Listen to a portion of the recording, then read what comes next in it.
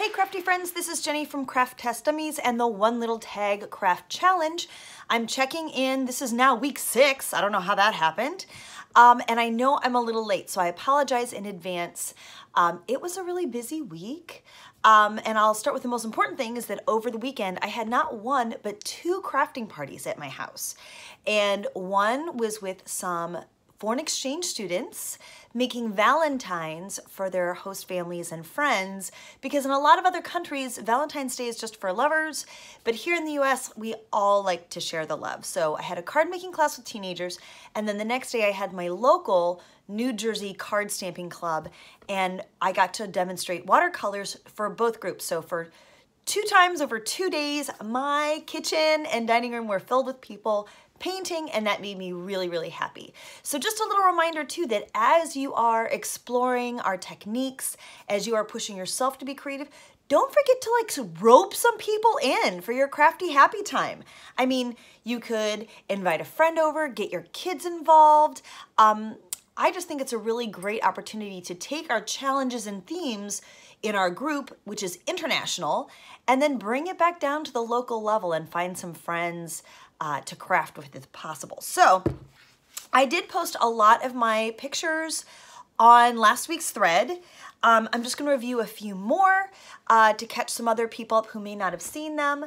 So this is probably one I'm most happy with. These are free-handed watercolor cabbage roses, and I die cut the heart and I die cut the love, and I pop them up with foam tape so that you could really see them. So I was really pleased with that one. This was a basic version of watercolors that I did for the teenagers. Another super basic but very impactful watercolor card. So don't forget how important watercolor and resist are together, or how well they play together. Here's another version of a watercolor or embossed heat resist with watercolor. And I just freehanded those hearts, and then I added Nuvo drops over the top. Again, I thought it was really impactful. And I did a little demoing. I also continue to do a lot with this kind of ombre technique. And look, here's one that's just ready to go. This is the Frugal Crafters stamps from Rubber Stamp Tapestry. She has a lot of great trees, and so I used the trees for this card. Here they are again. And do I have one more? Oh, these are some ones I freehanded. So this is why I decided to use Lindsay's rubber stamp. Sometimes you gotta know where your limits are, and it's worth trying and practicing, don't get me wrong, but yeah, we just like Lindsay's stamps a lot better. Here was another version. I did 3 versions of this card, and I've already sent them out. Here's another demo model just waiting for the eclipse. They're calling this the eclipse effect. I don't know why, but it's just where you die cut something out of the middle and then use foam tape to pop it up, showing a little bit of the background color, but it's just like a tone on tone. So this is called the eclipse technique if you want to play with that.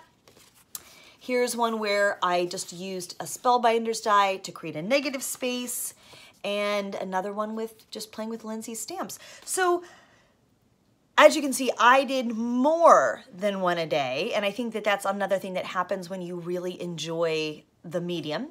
I also convinced myself to buy another $100 of watercolor tins, so I'll be sharing those in reviews. But anyway, it was a lot of fun. Thank you for everybody who played along and shared your creations on the video thread. Just one more time about that.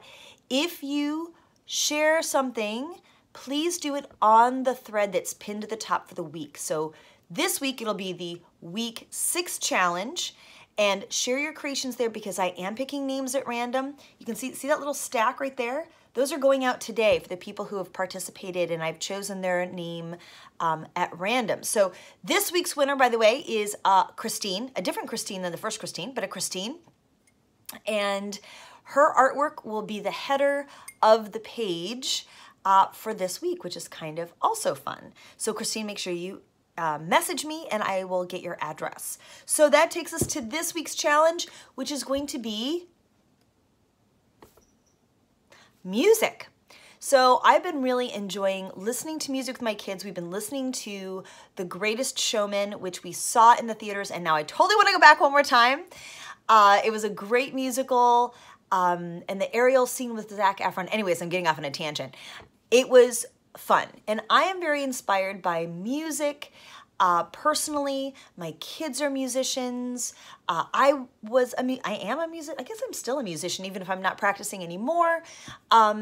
So you can take this, again, a lot of different ways. This is why I make these themes pretty open. You can use song lyrics to inspire you. You can use sheet music as part of your imagery, or violins or pianos or whatever instrumentation or people singing. But you can use visual images of music. You can use actual sheet music. You can use lyrics or songs that inspire you. And as a former music therapist, it is my core belief that we are all moved by some kind of music. There's usually one or two songs that when we hear them or when we sing them, evoke a strong emotional response. It was one of the quickest ways I could bond to people is by playing their favorite song or hymn and singing it with them. So think about what those songs are to you and make some art based on that. It could be very literal. It could be very interpretive. Again, it's your challenge. It's your week. Use it how you will. I'm really excited. My daughter's birthday is this week, and one of my best friend's birthday was yesterday, so that means I get to get out my little music-themed dies and rubber stamps and make some fun cards. So thank you all for being here. I appreciate you being here. I cannot talk because it's early in the morning, but I also apologize a little bit for the length of this video and for being late.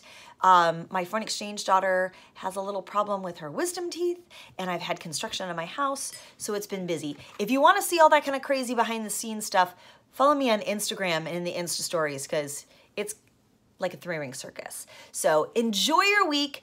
Inspire yourself to create something with a music theme, or not, because we're okay with that. And have a good time. Don't forget to get your Valentine's Day cards out immediately if you haven't already. All right, everybody, thank you so much for watching. I appreciate you being here on this page and on my YouTube channel and participating. You guys are great. Thanks so much for watching. Have a crafty day.